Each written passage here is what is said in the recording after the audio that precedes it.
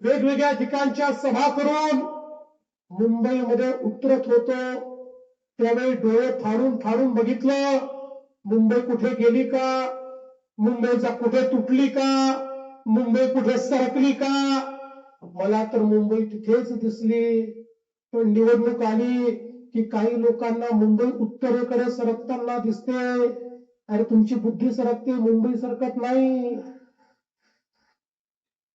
बरोबर देवेंद्रजी. देवेंद्रजींनी म्हटलं की मुंबई काही जणांना निवडणुका आल्या की मुंबई उत्तरेकडे सरकलेली दिसते. तर देवेंद्रजींचा असा तो टोला इनडायरेक्टली विरोधी पक्षांना होता, जे पक्ष म्हणतात की मुंबई ही महाराष्ट्रापासून वेगळी केली जाते आहे, मुंबईमध्ये उत्तर भारतीय लोक वाढत आहेत. तर देवेंद्रजींना खरं बोलायचं आहे मला की हो देवेंद्रजी, जे सातत्याने आरोप केले जात आहेत ते योग्यच आहेत. कारण की देवेंद्रजी, तुम्हाला वाटत असेल की तुम्ही एका मोठ्या पक्षाचे मुख्यमंत्री आहात आणि तुम्ही जे म्हणता ते योग्य असेल, कारण की तुम्हाला ते निवडणुका जिंकायच्या आहेत, तुम्हाला सत्ता मिळवणं हे तुमचं एम असावं. परंतु देवेंद्रजी, ज्या वेळेला हा प्रगल्भ महाराष्ट्र कुठेतरी मागासलेपणाकडे वळतो, त्यावेळेला देवेंद्रजी, मराठी माणूस म्हणून प्रश्न विचारावा लागतो तुम्हाला. जर तुम्ही खरंच या महाराष्ट्राचे पुत्र असाल देवेंद्रजी, तर तुम्हाला विचार करायला पाहिजे.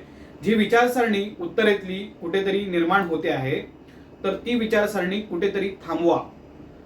कोणत्याही व्यक्तीने कोणत्याही राज्यामध्ये येऊन रोजगार मिळवण्यावरती कोणताही बंधन नाही, ना त्याला आमचा विरोधही आहे.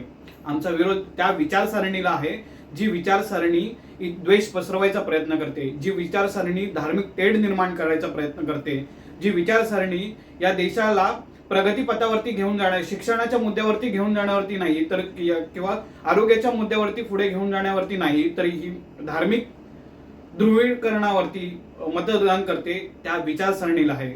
देवेंद्रजी, तुम्ही मुख्यमंत्री आहात.